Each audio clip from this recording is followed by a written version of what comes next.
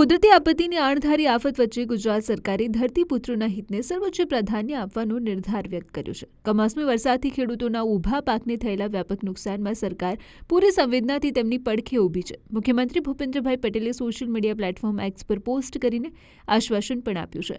તેમણે જણાવ્યું કે અણધારી આફતમાં સરકાર ખેડૂતોની પડખે છે. મુખ્યમંત્રીશ્રીએ માહિતી આપી કે નુકસાનની સમીક્ષા અને સર્વેની કામગીરી અત્યંત ઝડપથી હાથ ધરવામાં આવી છે. તેઓ રાજ્યના મંત્રીઓ અને વરિષ્ઠ અધિકારીઓ સાથે સતત સંકલનમાં છે.